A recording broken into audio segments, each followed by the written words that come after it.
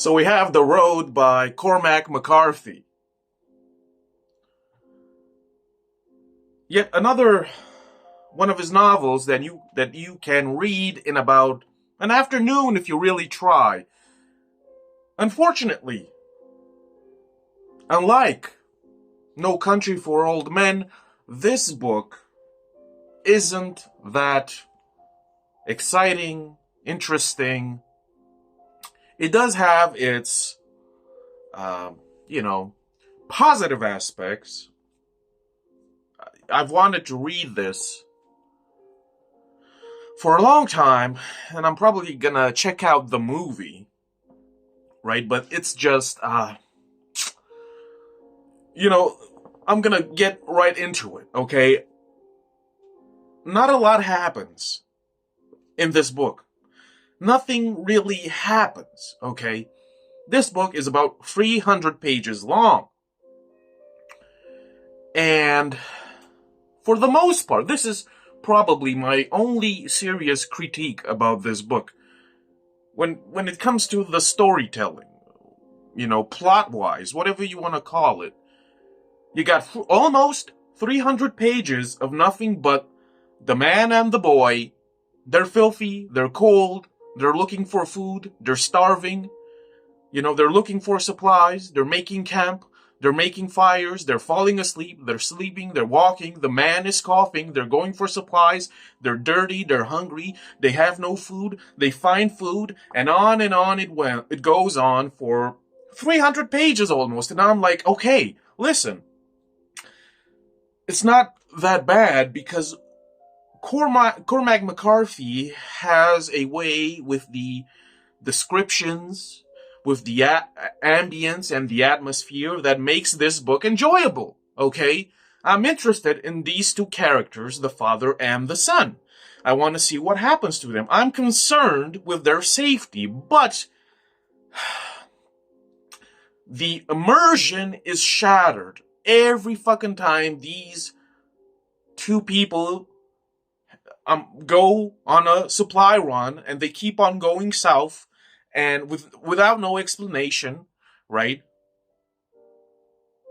Always looking for supplies, always making camp, always, making a fire, always falling asleep, always being cold, always, etc., etc. It gets really tedious. It's boring. That's the gist of it, right? I would say that it fails miserably when it comes to storytelling. Where's, that special something that grips you, right? The only thing that you're interested in while reading this book is the characters. And even with the characters, you get a couple of glimpses here and there that, leave an impression on you, right? Whenever the father and the son, talk to each other, that's interesting. They talk to each other in a weird way sometimes, right? Very interesting, right?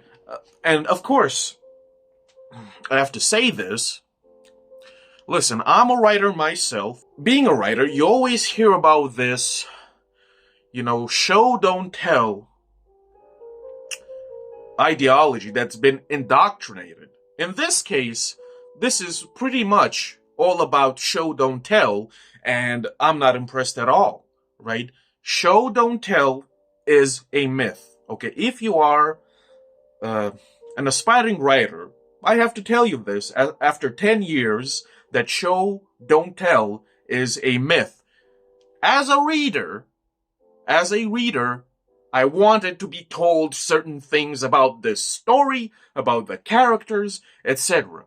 The showing in of itself is vague at best, minimal at best, and minimalism sometimes is good. Cormac McCarthy uses minimalism very well in this book, but at the same time, I'm just like, bro, what's happening here? What's going on here? I need to be told certain things. I've read 300 pages and I almost don't know nothing about nothing, right? Sometimes you have to tell showing doesn't cut it. Ladies and gentlemen, show don't tell is a myth in literature. You know, it's fine and dandy to be mysterious and to be subtle about everything, but goddamn, sometimes you have to just tell shit, okay? Plain, honest, direct, okay? It's not condescending or offensive to the reader, okay? Sometimes you have to tell shit how it is. You know, that's just my take on it, okay? What else?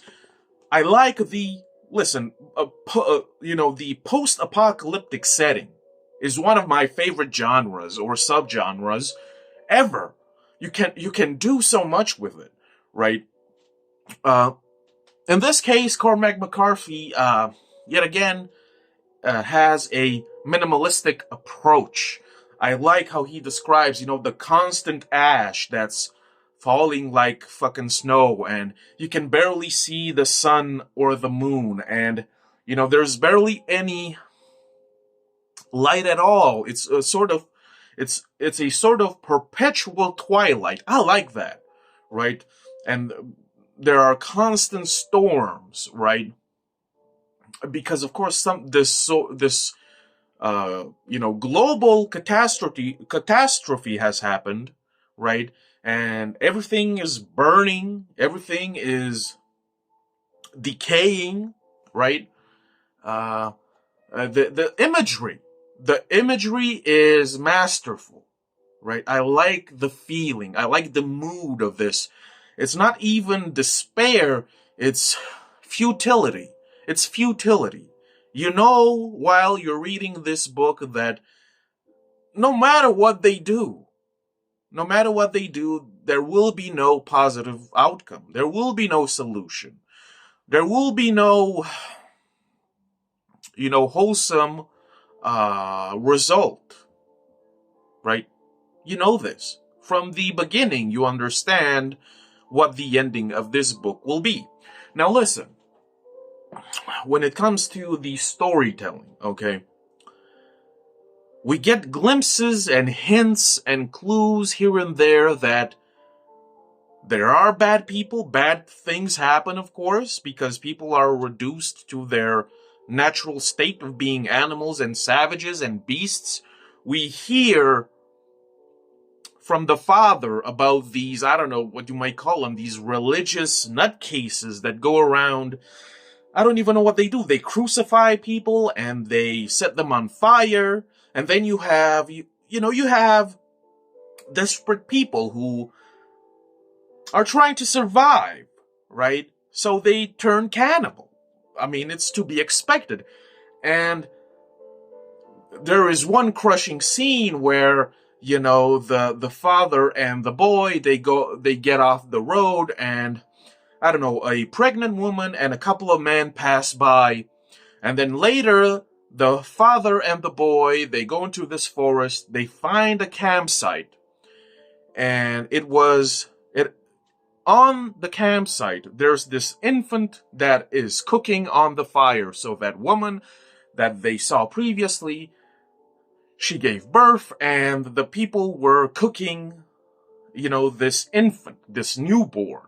This is the situation of this world, right? So that scene alone was just absolutely devastating. It stops your breathing. You get upset. You get upset seeing something like this, right? But all throughout, while reading this book, I was expecting, oh boy, these religious freaks, they're gonna come and they're gonna find them.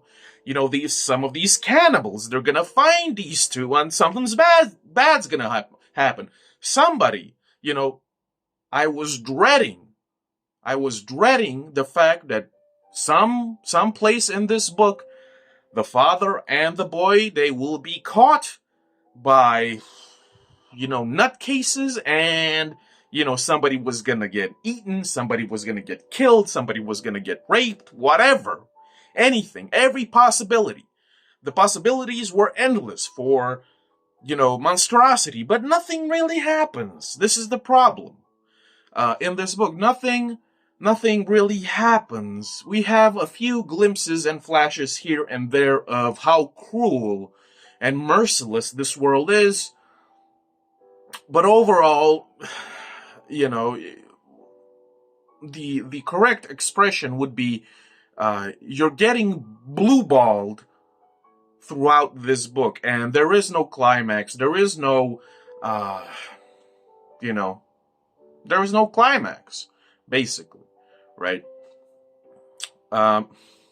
So this idea, the man and the boy, they're going south for some reason. They have a map in tatters. It's getting cold, so they have to go south because they imagine that it's warmer there, for whatever reason. We don't really get an explanation as to why they decide to go south, other than it's cold and possibly it might be warmer in the south. So this is their only driving force, the only driving factor of the narrative. We gotta go south. Why? Who knows? Who knows really?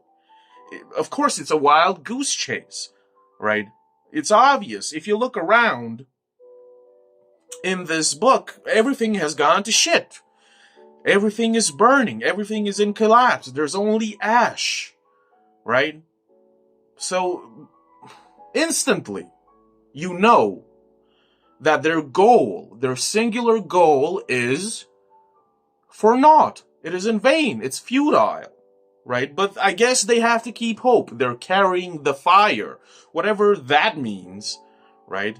Because we keep hearing here and there that they're carrying the fire. And of course, listen, all of this religious mumbo jumbo in the book, it leaves me indifferent. If it is your cup of tea, that's fine. To me, it leaves me cold in the water, whatever, right? To me, it's vague at best, whatever that means, right?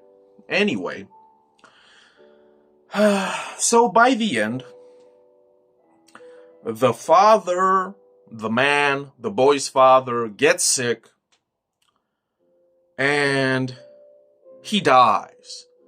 And the boy, the boy cries, and then the boy moves on, he finds new people, and that's about it, right? But beforehand, the boy gets sick, and yet again we are cock-teased with the threat that maybe the kid is not gonna make it. But all throughout the book, we're also being cock-teased that the man, he keeps coughing up blood, so maybe he won't make it, and because he won't make it, the boy won't survive as well.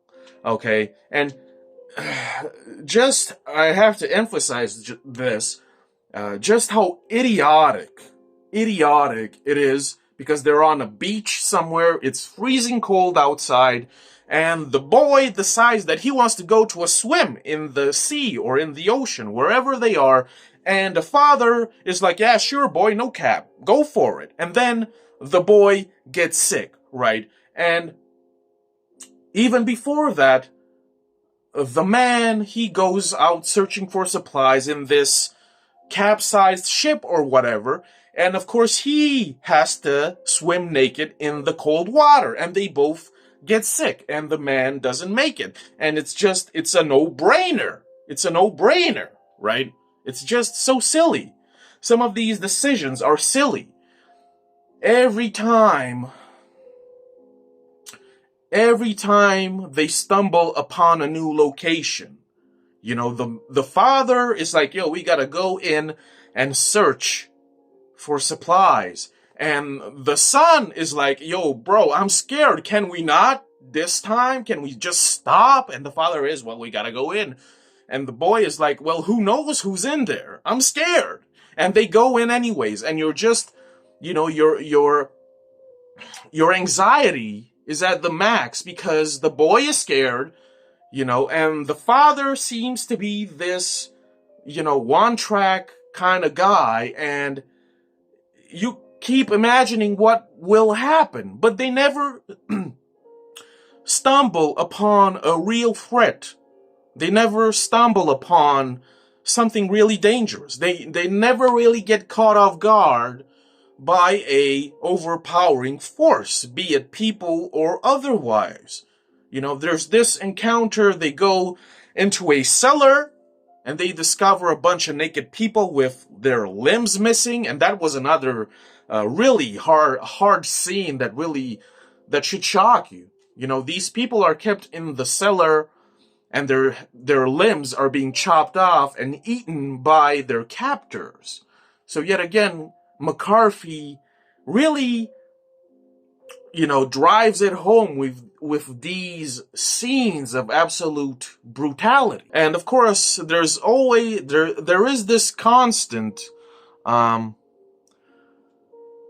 theme in their discussions. The father and the boy, when they talk, this topic always comes about where the boy always asks the father, we're the good guys, right? We're the good guys. And the father always replies, yeah, we're the good guys. We're carrying the fire, etc.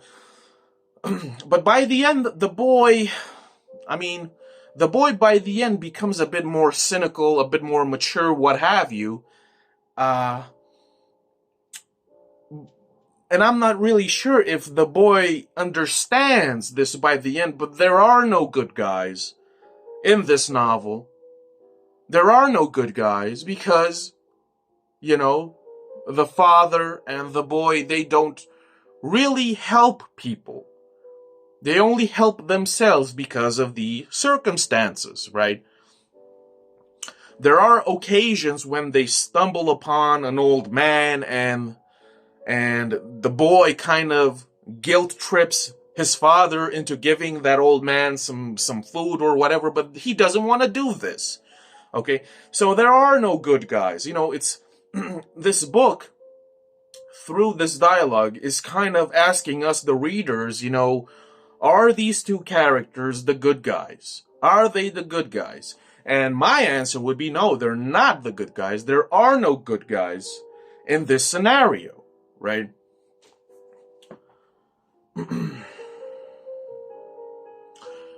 Like I said, unfortunately, this book is lacking in terms of storytelling.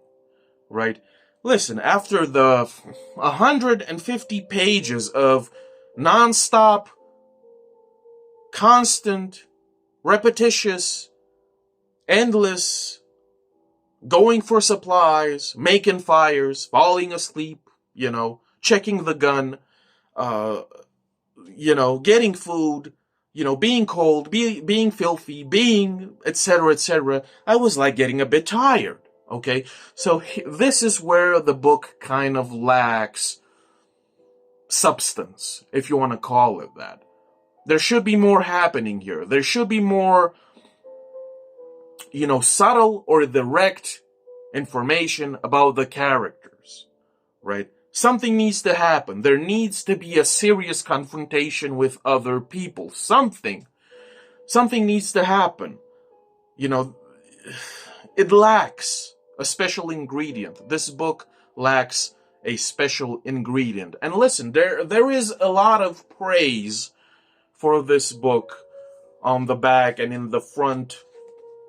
A lot of critics, they have nothing but praise for this book. And, and I generally like what Cormac McCarthy has to offer, right? But in this case, with The Road,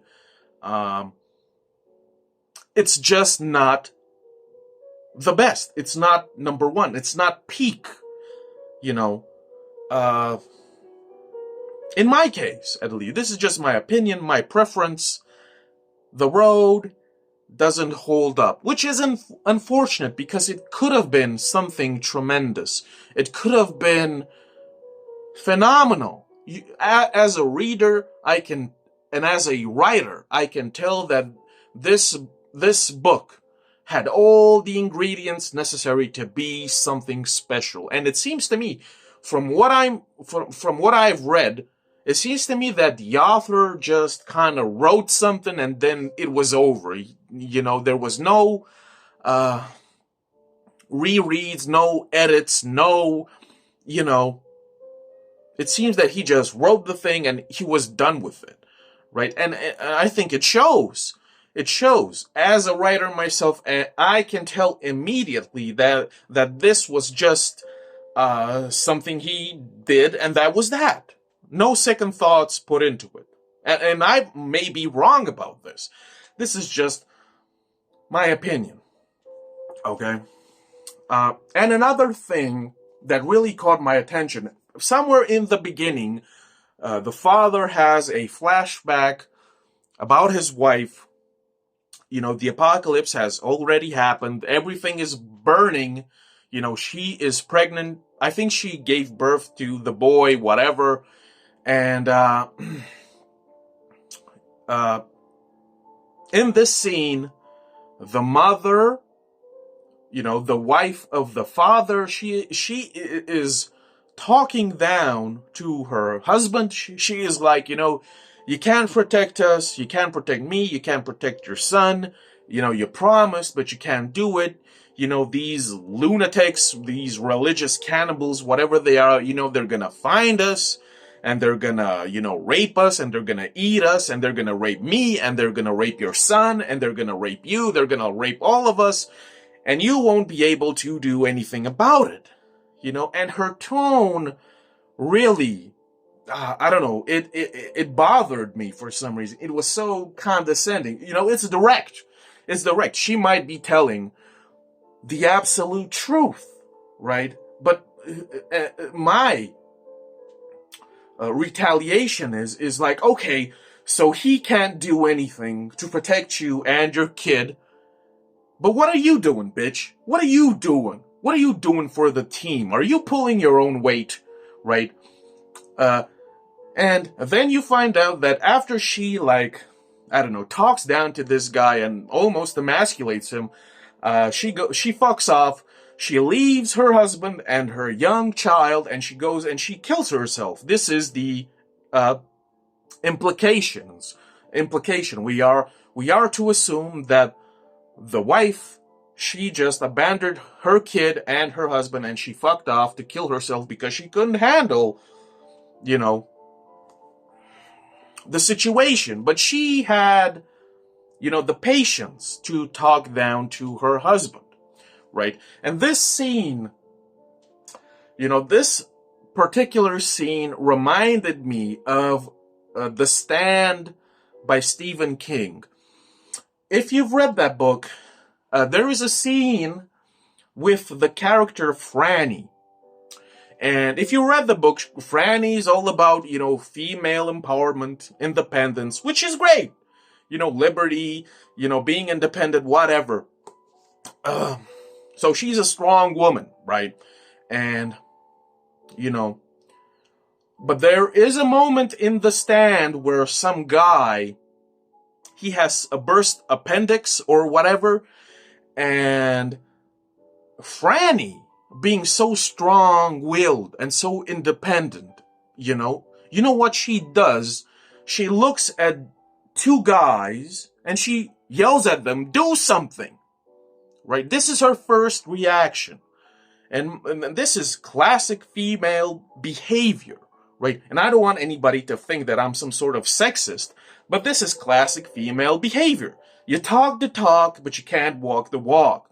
When the shit hits the fan, you know, the first instinct of a female is to look at the first man next to her and shriek at him, yell at him, do something.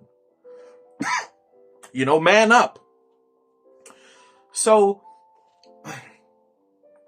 yeah, this scene with the man's wife talking down to him was a bit irritating because she keeps on repeating, you know, keeps on belittling him that he can't do shit to protect his family.